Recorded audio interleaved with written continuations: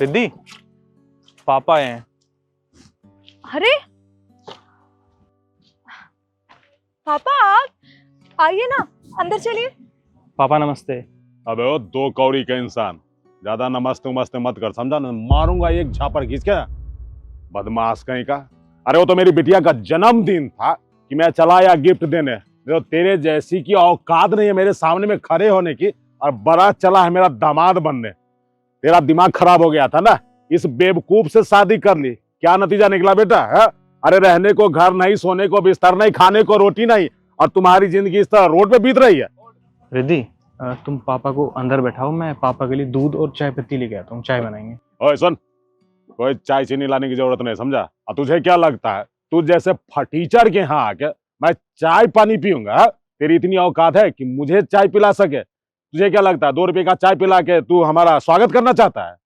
वो तो मेरी बिटिया का जन्मदिन था, मैं अपने आप को रोक नहीं पाया, इसलिए गिफ्ट लेके आया हूँ। ये ले बेटी, तेरे जन्मदिन का गिफ्ट। देखिए पापा, आपको क्या लगता है, एक तो आप मेरे घर में आकर मेरे ही पति की मेरे आगे बेइज्जती कर रहे हैं, और मैं आपके गिफ्ट एक्सेप्ट कर लूंगी? आप जिस तरीके से गिफ्ट लेके आए ना, प्लीज उसी तरीके से ले जाइए। बेटा तेरा दिमाग खराब है, अपने इस फटीचर पति के लिए बाप को ऐसे रोड पे खुलेआम बेइज्जत कर रही है। लाज शर्म नहीं है क्या तुझे? तेरे कारण आज मैं समाज में सर उठा के चल नहीं सकता। अरे इतना करोड़पति आदमी की इकलौती बेटी है, और इस टीचर से भाग के शादी कर ली। तुझे क्या लगता है? तूने अपने बाप का नाम रोशन कर दिया है? बहुत बाप पे एहसान कर दिया इस फटीचर से शादी करके, और क्या बोल रही है कि मेरे सामने अगर इसकी बेइज्जती की तो मैं ये गिफ्ट नहीं लूंगी। बेशरम कहीं का, बोलते हुए लाज नहीं आता है? अरे मैंने तुम्हारे लिए कितने अच्छे अच्छे घर में रिश्ता तय कर लिया था, लेकिन एन मौके पर इस लफंगे के साथ भाग के शादी कर ली। अब मुझे ज्ञान दे रही है। देख, अब भी कुछ नहीं बीता है, 3 महीने हुआ है ना तुझे घर से भागे हुए। इस लफंगे को छोड़, मेरे साथ चल। तेरे लिए आज भी एक से एक रिश्ता मेरे दरवाजे पे हाथ जोड़ के खड़ा है, समझी? चल। देखिए पापा, अब ना आपने बहुत बोल लिया है। अरे इतनी देर से मैं सुने जा रही हूँ। कैसे बाप है आप अपनी ही बेटी को कह रहे हैं कि मैं दूसरी शादी कर लूं? मैंने कृष्ण से शादी की और मैं इनसे प्यार करती हूँ, और ये भी मुझसे प्यार करती है। और मेरे लिए पैसा मैटर नहीं करता पापा, मेरे लिए प्यार मैटर करता है। बहुत तेरे दिमाग पे प्यार का नशा चढ़ गया है बेटिया। मैं जानता हूँ कच्ची उम्र में ये होता है, लेकिन प्यार से परिवार नहीं चलता है। जब जिंदगी में गरीबी का अंधेरा छाएगा ना, तो प्यार खिड़की के दरवाजे भाग जाएगा। और तेरा ऐसा घर है कि खिड़की भी नहीं है।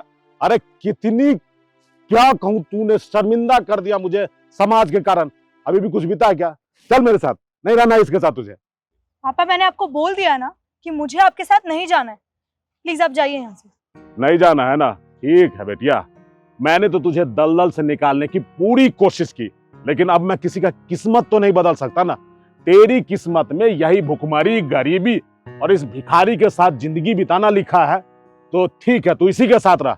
लेकिन एक बात कान खोल के सुन लेना, आज से तुम्हारा बाप तुम्हारे लिए मर गया है।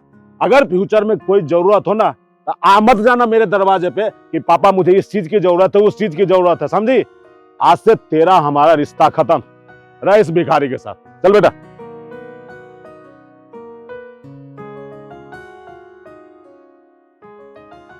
देखिए, आप इनकी बातों का बुरा मत मानना।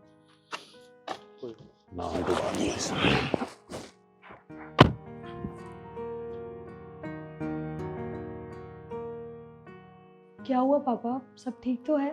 नहीं बेटी, अब कुछ ठीक नहीं है, सब कुछ बर्बाद हो गया। क्या? सब खराब कैसे हो सकता है? अभी कुछ सालों तक तो सब कुछ ठीक चल रहा था। बेटिया लगता है शायद भगवान को मेरा अहंकार पसंद नहीं आया। मैं पिछली बार तुम्हारे यहाँ आया था तो बहुत अकर में था। मुझे बिजनेस में इतना लॉस हुआ कि मैं दिवालिया हो गया हूँ।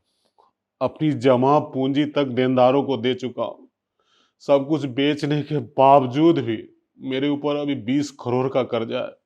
क्या पापा, 20 करोड़ का कर्जा? हाँ बेटिया। ये सब कैसे हो गया? मुझे तो विश्वास ही नहीं हो रहा।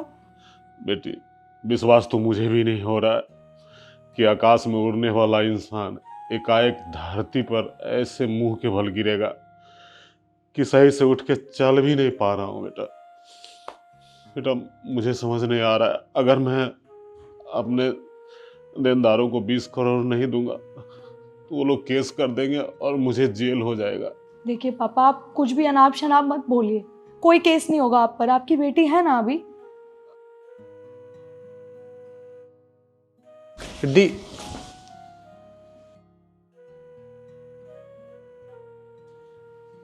पापा जी, पापा नमस्ते। नमस्ते बेटा, खुश रहिए।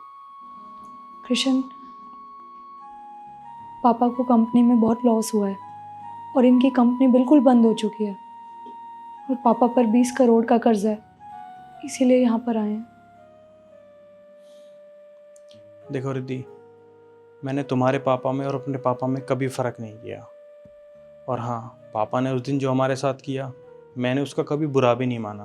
वो बड़े हैं और शायद वो अपनी जगह सही थे। अगर उनकी जगह कोई और भी होता ना तो वो भी यही करता, क्योंकि कोई बाप ये नहीं चाहेगा कि उसकी बेटी को ऐसे दर दर की ठोकरें खानी पड़े। पर कोई बात नहीं, तुम एक काम करना, मैंने चेक पे साइन किए हुए हैं, तुम पापा को चेक दे देना 20 करोड़ का, ठीक है? और हाँ पापा जी, मैं अभी मेरे को मीटिंग में जाना है, मैं बहुत लेट हूँ, मैं आपको शाम को आकर मिलता हूँ, ठीक है? आप कहीं मत जाना मत, ठीक है? ठीक। पापा देखिए, आपको टेंशन लेने की कोई ज़रूरत नहीं है। देखा ना आपने पापा, ये वही कृष्ण है जिसको आपने इतना जलील किया था, इतना उल्टा सीधा बोला था कि वह टीचर है, कुछ कमाता धमाता नहीं है। पर कोई बात नहीं, कभी कभी ना इंसान को पहचानने में गलती हो जाती है। आपसे भी कृष्ण को पहचानने में गलती हो गई। तो बिल्कुल सही कह रही है बेटिया, मैं इस हीरे को पहचान ही नहीं पाया था कि इसके अंदर क्या गुण है। मुझे बिल्कुल विश्वास नहीं था कि किशन जिंदगी में इतना बड़ा साम्राज्य बना लेंगे और उभरता हुआ व्यवसायी हो जाएंगे, वो भी पूरे भारत में नंबर 1। मुझे तुम्हारे पसंद पे आज बहुत प्राउड फील हो रहा है बेटी। अगर तुम नहीं होती तो पता नहीं मेरा क्या होता।